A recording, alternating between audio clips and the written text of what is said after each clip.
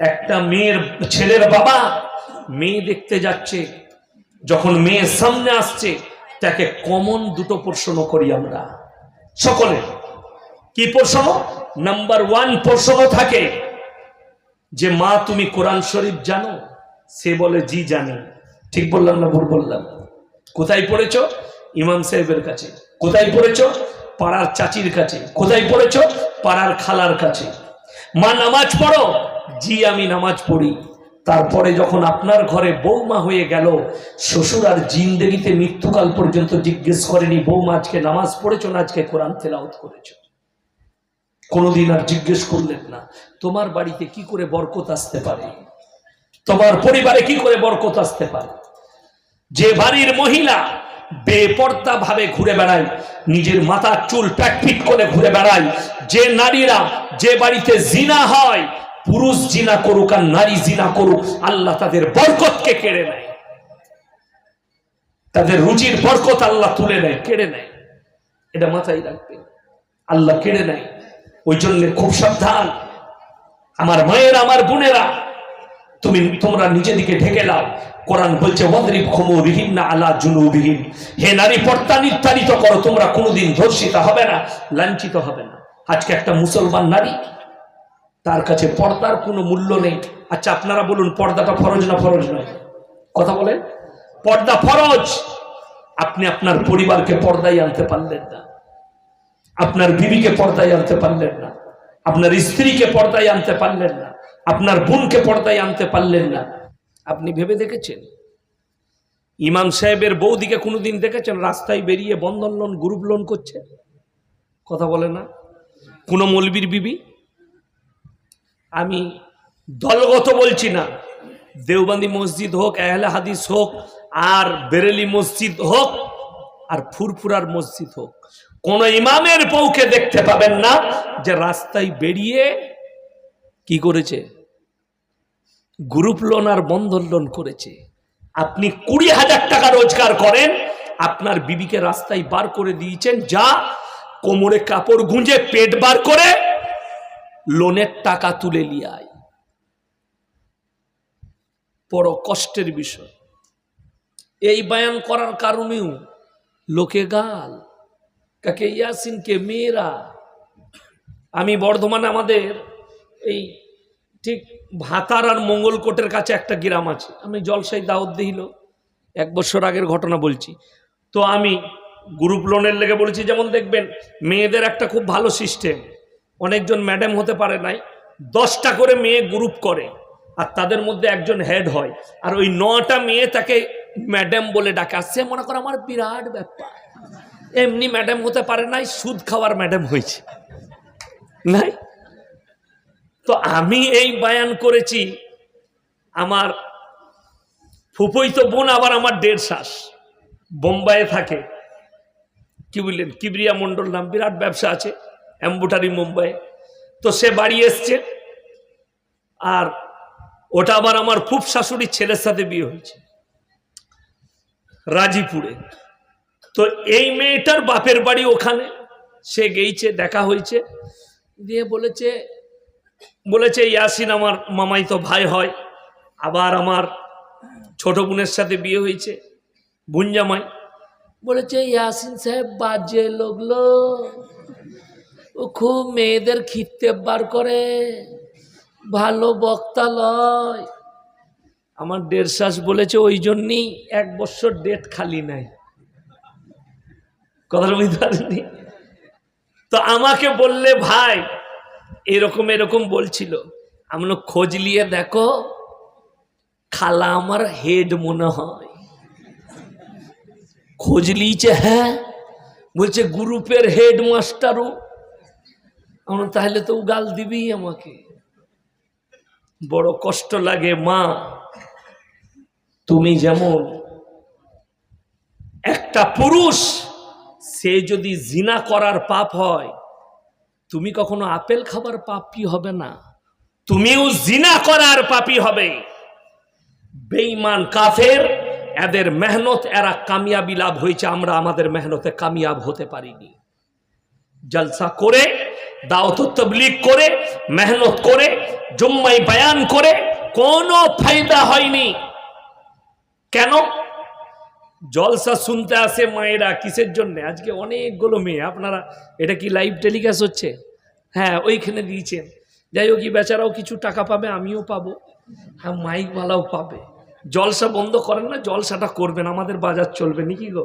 হ্যাঁ, কিন্তু গোলমালটা বলে দিই, জলসা যা হচ্ছে হচ্ছে, এরা খালি দেখতে আসে কোন বক্তার সুর কেমন। হ্যাঁ, কেউ যদি 3 কিলোমিটার সুর করে বক্তব্য দেয়, বলবে কি বক্তালো, কি সুরলো, বলে বুঝলি কিলো, বলে বুঝি নাই কিছু, ও তো সুর শুনতে এলো, বুঝবে কি? বুঝলেন? তা না হলে আমাদের দেশে বক্তা চলে, আমার বাবাজিরা মায়েরা,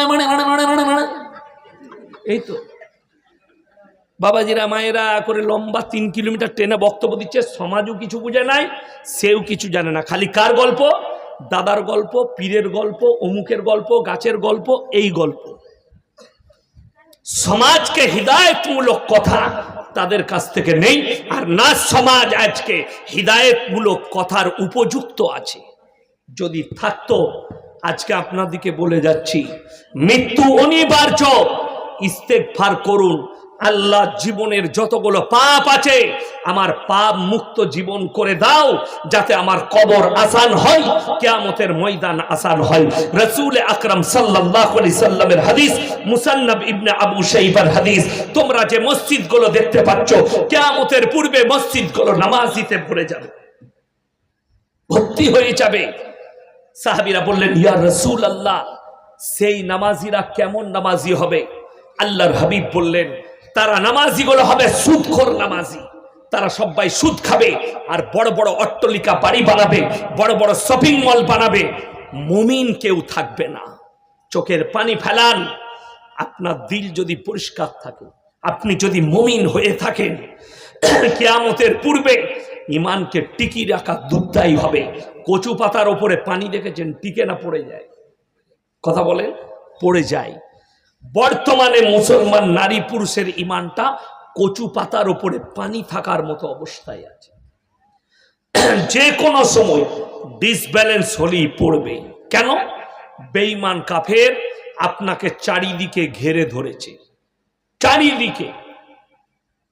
নামাজি বাড়ছে, যুবকরা নামাজও পড়ছে, পাপও করছে, যুবকরা নামাজও পড়ছে, পাপও করছে। মুসলমান নামাজও পড়ছে, সুদ খাচ্ছে, আপনার পরকিয়া করছে, নাজায়েজ কাজ করছে, হারাম কাজ করছে। আমি কেন বললাম?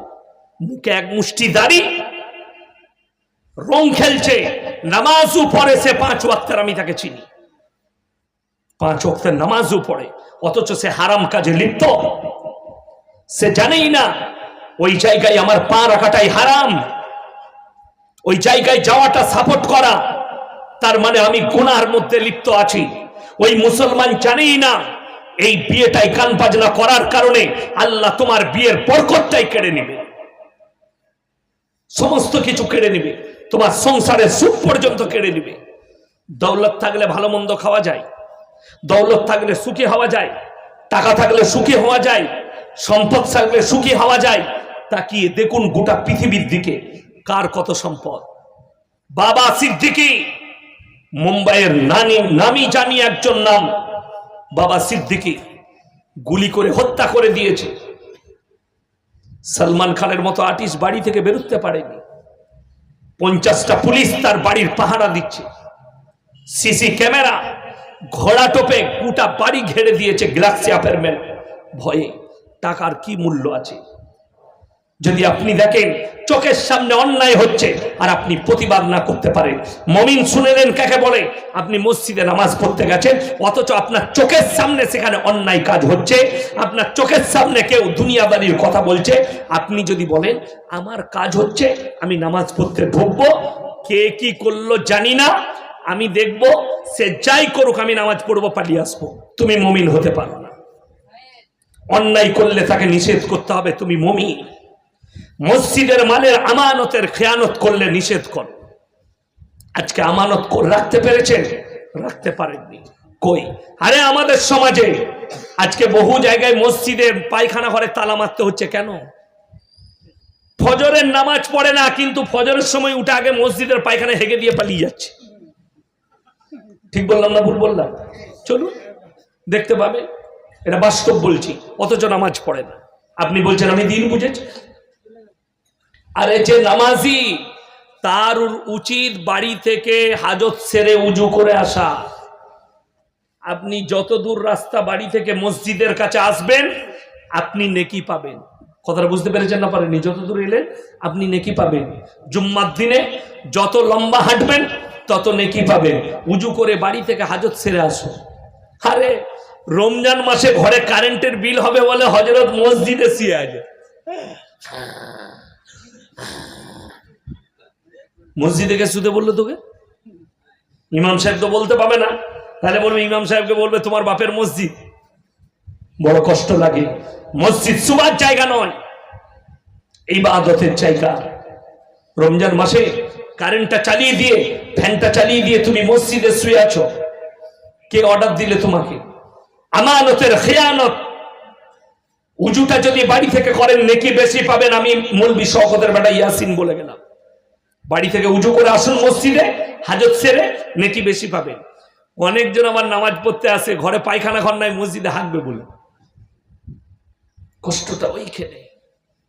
আমার এলাকায় চাষের সময়, আমি আমার গলসি থানার কথা বলছি, চাষের সময় অনেক মুর্শিদাবাদ ফুর্শিদাবাদ থেকে ধান কাটতে আসে লোকে, আসে না? আসে না? তারা বলে চাচা কোথায় হাঁকবো গো? তাকে দেখিয়ে দেয়, ভোরের বেলায় উঠে মসজিদের পেছনে পায়খানা ঘরগুলো আছে, ওখানে হেগে নিস। হ্যাঁ, নামাজ পড়ে না, মুনিশরা হেগে যাচ্ছে, মসজিদের পায়খানা ঘর দেখিয়ে দিয়েছে, ওইখানে হাঁকবি। কত দুঃখের বিষয়। আপনি আমানত বুঝেন না, আর আপনি নিজেকে মুমিন বলছেন। আজ থেকে সবাই হাত তুলে বলুন নামাজি হব। জোরে বলুন ইনশাআল্লাহ। নামাজি এই জন্য হবেন, মুমিন হবার উদ্দেশ্যে। নামাজ পড়ছেন, নামাজে মনোযোগ নাই। কোরআন কি বলছে জানেন? আল্লাহ রাসূল সাল্লাল্লাহু আলাইহি সাল্লাম বললেন ফাইন্নাহু ইয়ারা। তোমরা নামাজে দাঁড়ালে মনে মনে ভাববে আমি আল্লাহকে দেখতে পাই বা না পাই, আমার আল্লাহ আমাকে অবশ্যই দেখছে। এটা মনে মনে ভাবো। নামাজ, অনেকজন বলে নামাজ পড়ে কি হবে, ভালো লোক আমি, নামাজ পড়ি না তো কি হয়েছে? আরে নামাজ না পড়তে পারি আমার মতো ভালো লোক নাই, এরকম লোক অনেক আছে না? নাই? চায়ের দোকানে বলে আমি নামাজ পড়ি না, কিন্তু আমার মতো ভালো লোক পাবি না। আমি ভালো লোক, কারো ক্ষতি করি না। সত্যিকারই তারা ভালো লোক, কারো ক্ষতি করে না, কোনো অন্যায় করে না, কারো ধন সম্পদ মেরে নেয়নি, তারা ভালো লোক। কিন্তু তারা বলে আমরা নামাজ পড়লি না তো কি হয়েছে, রোজা রাখি না তো কি হয়েছে, আমরা অবশ্যই ভালো লোক। তারা কান খুলে শুনে যান, এটা তাদের জন্য কোরআনের আয়াতটা। কিয়ামতের দিনে জান্নাতীরা জান্নাতের দিকে যাবে, আর জাহান্নামীরা জাহান্নামের পথে। জান্নাতীরা সঙ্গে সঙ্গে প্রশ্ন ছুড়বে, ফি জান্নাতি ইয়াতাসাআলুনা আনিল মুজরিমিনা মা সালাকাকুম ফি সাকার। তোমরা কেন জাহান্নামে যাচ্ছ? তোমরা বলতে আমরা ভালো লোক, তোমরা আজকে কেন জাহান্নামে? তাদের এক নম্বর উত্তর হচ্ছে ক্বালু লাম নাকু মিনাল মুসাল্লিন। আমরা মুসল্লিদের মধ্যে ছিলাম না, তাই আল্লাহ আমাদেরকে জাহান্নামে পাঠিয়েছেন। আমরা নামাজি মুসল্লি ছিলাম না, আল্লাহ জাহান্নামে পাঠিয়েছে। কোরআনে অপর জায়গায় আছে ইন্না সলাতা তানহা আনিল ফাহশাই ওয়াল মুনকার। নিশ্চয়ই নামাজ এমন একটা ইবাদত, অশ্লীল কাজ থেকে সরিয়ে ভালো কাজের দিকে নিয়ে যায়। আপনি নামাজি হন এই উদ্দেশ্যে যে আল্লাহ ভালো কাজ করব, আল্লাহ নেক কাজ করব, হারাম কাজ থেকে আমাকে দূরে সরিয়ে দাও। আজকে সমাজ ব্যবস্থা ধ্বংসের পথে, তার 90% কাজ করেছে এই মোবাইল। 90% সমাজকে ধ্বংস করে রেখে দিয়েছে। আমাদের আপনার পরিবার ধ্বংসের পথে। পৃথিবীর শ্রেষ্ঠ মুফতি তাকি উসমানী তিনি বলেছেন কিয়ামত সে পহলে দুনিয়া মে হারাম আওলাদো সে ভর যায়েঙ্গে। আজকে সমাজে দ্রুত গতিতে যে পাপটা ছুটছে সেটার নাম হচ্ছে পরকিয়া। নামাজ পড়ে অথচ পরকিয়া করে, রোজা রাখে অথচ পরকিয়া করে, মায়েরা পরকিয়ায় জড়াচ্ছে, বোনরা পরকিয়ায় জড়াচ্ছে। আপনি তো আমাদের কাছে হাজির হচ্ছেন কেন? আমাদের সমাজে বলছেন আমার বাড়িতে বরকত নেই, আমার কামায়ে বরকত নেই। বেশিরভাগ লোক এই কথাটাই বলছে সমাজে, হুজুর বরকত পাচ্ছি না, হুজুর টাকায় বরকত নেই, হুজুর কামায়ে বরকত নেই, হুজুর পয়সায় বরকত নেই, বাড়িতে টাকা রাখছি বরকত নেই। আর সেই বরকতটা আপনি খুঁজছেন তাবিজে, সেই বরকত খুঁজছেন পানি পড়ায়, সেই বরকত খুঁজছেন হুজুরের কাছে। অথচ একবারও ভেবে দেখেননি যে বাড়িতে 5 ওয়াক্তের নামাজ হবে, যে বাড়িতে কোরআনের তেলাওয়াত হবে, সেই বাড়িতে আল্লাহ রুজিতে বরকত দেবেন। জোরে বলুন সুবহানাল্লাহ। সেই বাড়িতে রুজিতে বরকত আসবে। আপনার বাড়িতে নামাজ নেই, বরকত কি করে পাবে? কত দুঃখ লাগে জানেন? একটা ছেলের বাবা মেয়ে দেখতে যাচ্ছে, যখন মেয়ে সামনে আসছে তাকে কমন দুটো প্রশ্ন করি আমরা সকলে। কি প্রশ্ন? নাম্বার 1 প্রশ্ন থাকে যে মা তুমি কোরআন শরীফ জানো? সে বলে জি জানি। ঠিক বললাম না ভুল বললাম? কোথায় পড়েছো? ইমাম সাহেবের কাছে। কোথায় পড়েছো? পাড়ার চাচির কাছে। কোথায় পড়েছো? পাড়ার খালার কাছে। মা নামাজ পড়ো? জি আমি নামাজ পড়ি। তারপরে যখন আপনার ঘরে বৌমা হয়ে গেল, শ্বশুর আর জিন্দেগিতে মৃত্যুকাল পর্যন্ত জিজ্ঞেস করেনি বৌমা আজকে নামাজ পড়েছো না আজকে কোরআন তেলাওয়াত করেছো? কোনোদিন আর জিজ্ঞেস করলেন না। তোমার বাড়িতে কি করে বরকত আসতে পারে? তোমার পরিবারে কি করে বরকত আসতে পারে? যে বাড়ির মহিলা বেপর্দা ভাবে ঘুরে বেড়ায়, নিজের মাথার চুল প্যাকপিট করে ঘুরে বেড়ায়, যে নারীরা, যে বাড়িতে জিনা হয়, পুরুষ জিনা করুক আর নারী জিনা করুক, আল্লাহ তাদের বরকতকে কেড়ে নেয়, তাদের রুজির বরকত আল্লাহ তুলে নেয়, কেড়ে নেয়। এটা মাথায় রাখবেন, আল্লাহ কেড়ে নেয়। ওই জন্য খুব সাবধান আমার মায়েরা, আমার বোনেরা, তোমরা নিজেদিকে ঢেকে নাও। কোরআন বলছে ওয়াদরিব খুমুরিহিন্না আলা জুনুবিহিন, হে নারী পর্দা নির্ধারিত করো, তোমরা কোনোদিন ধর্ষিত হবে না, লাঞ্ছিত হবে না। আজকে একটা মুসলমান নারী, তার কাছে পর্দার কোনো মূল্য নেই। আচ্ছা আপনারা বলুন, পর্দাটা ফরজ না ফরজ নয়? কথা বলেন। পর্দা ফরজ। আপনি আপনার পরিবারকে পর্দায় আনতে পারলেন না, আপনার বিবিকে পর্দায় আনতে পারলেন না, আপনার স্ত্রীকে পর্দায় আনতে পারলেন না, আপনার বোনকে পর্দায় আনতে পারলেন না।